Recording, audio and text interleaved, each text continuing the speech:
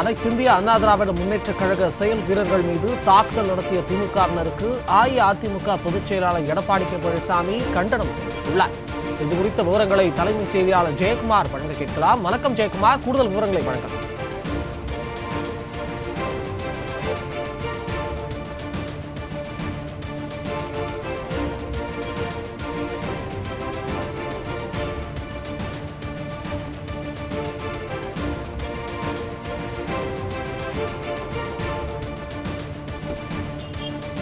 அனைத்திந்திய அண்ணா திராவிட முன்னேற்ற கழகத்தினுடைய செயல் வீரர்கள் மீது தாக்குதல் நடத்தும் திமுகவினருக்கு கண்டனம் தெரிவித்து கழக பொதுச் செயலாளரும் சட்டமன்ற எதிர்க்கட்சித் தலைவரும் முன்னாள் முதலமைச்சருமான புரட்சித் தமிழர் எடப்பாடி கே பழனிசாமி அவர்கள் கண்டன அறிக்கை வெளியிட்டிருக்கிறார்.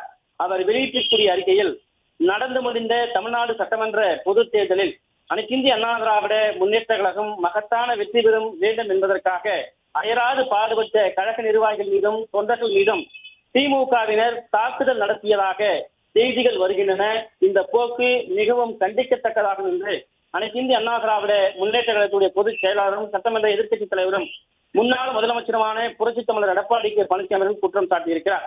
குறிப்பாக உடுமலைப்பேட்டை தொகுதி பொள்ளாச்சி தெற்கு கிழக்கு ஒன்றியம் தொண்டாமுத்தூர் தோட்டத்து சாலையில் வசிக்கக்கூடிய கழக உடன்பிறப்பு திரு மாரிமுத்து என்பவர் 24/4/2026 அன்று தனது மாற்றுத்திறனாளி மகனை பள்ளியில் இருந்து வீட்டிற்கு இருசக்கர வாகனத்தில் அழைத்து சென்ற போது பொள்ளாச்சி தெற்கு ஒன்றியம் திமுக செயலாளர் கதிர்வேல் என்பவர் தேர்தல் நாளன்று தனக்கு எதிராக பணியாற்றிய சுட்டிக்காட்டி தான் ஓட்டி வந்த காரை கழக நிர்வாகி மாரிமுத்துவனுடைய இருசக்கர வாகனத்தின் மீது கொலைவெறியுடன் மோதியுள்ளார் என்றும், இதில் மாரிமுத்துவும் அவரது மகனும் இருசக்கர வாகனத்திலிருந்து கீழே விழுந்து படுகாயம் அடைந்துள்ளனர் என்று வேதனையோடு அனைத்திந்திய அண்ணா திராவிட முன்னேற்ற கழகத்துடைய பொதுச் செயலாளரும் சட்டமன்ற எதிர்க்கட்சித் தலைவரும் முன்னாள் முதலமைச்சருமான புரட்சித் தமிழர் எடப்பாடி கே பழனிசாமி அவர்கள் குற்றம் சாட்டியிருக்கிறார்.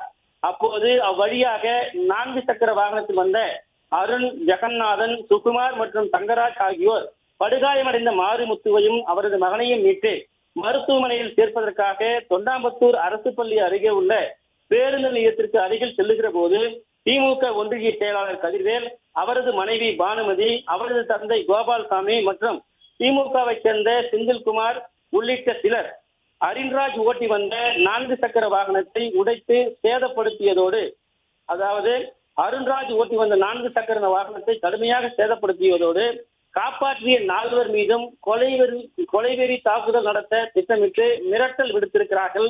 படுகாயமடைந்த கழக நிர்வாகி திரு மாரிமுத்து மற்றும் அவரது மாற்றுத்திறனாளி மகன் இருவரும் பொள்ளாச்சி அரசு மருத்துவமனையில் தீவிர சிகிச்சை பெற்று வருகின்றனர். கிருஷ்ணகிரி தொகுதியில் கழகத்தின் சார்பில் திரு இதயாத் என்பவர் 1வது வார்டு வாக்குச்சாவடியில் முகவராக நியமிக்கப்பட்டு தீவிர தேர்தல் பணியாற்றி வந்த நிலையில் காழ்ப்புணர்ச்சி காரணமாக அவரை திமுகவினர் தாக்கியுள்ளனர். காயமடைந்த திரு இதயாத் கிருஷ்ணகிரி அரசு மருத்துவமனையில் சிகிச்சை பெற்று வீடு திரும்பி இருக்கிறார். சிகிச்சை பெற்று வரக்கூடிய கழக நிர்வாகிகள் விரைவில் பூரண நலம் பெற்று வீடு திரும்ப எல்லாம் வல்ல இறைவனை பிரார்த்திக்கிறேன் என்று அனைத்து இந்திய அண்ணா திராவிட முன்னேற்ற கழகத்துடைய பொதுச் செயலாளரும் சட்டமன்ற எதிர்க்கட்சித் தலைவரும் முன்னாள் முதலமைச்சருமான புரட்சித் தமிழர் எடப்பாடி கே பழனிசாமி தெரிவித்திருக்கிறார். ஆட்சி முடியும் நேரத்தில் கூட விரக்தியுடைய விளிம்பில் உள்ள திமுகவினர் செய்யக்கூடிய அடாத செயல்கள் வன்மையாக கண்டிக்கத்தக்கது. தாக்குதலில் ஈடுபட்ட திமுக நிர்வாகிகள் மீது சட்டப்படி கடும் நடவடிக்கை எடுக்க காவல்துறை தலைமை இயக்குநரை வலியுறுத்துகிறேன் என்று அனைத்து இந்திய அண்ணா திராவிட முன்னேற்ற கழகத்துடைய பொதுச் செயலாளரும் சட்டமன்ற எதிர்க்கட்சித் தலைவரும் முன்னாள் முதலமைச்சருமான புரட்சித் தமிழர் எடப்பாடி கே பழனிசாமி எடுத்திருக்கக்கூடிய கண்டன அறிக்கையிலே தெரிவித்திருப்பது குறிப்பிடத்தக்கது. விவரங்களுக்கு நன்றி ஜெயக்குமார்.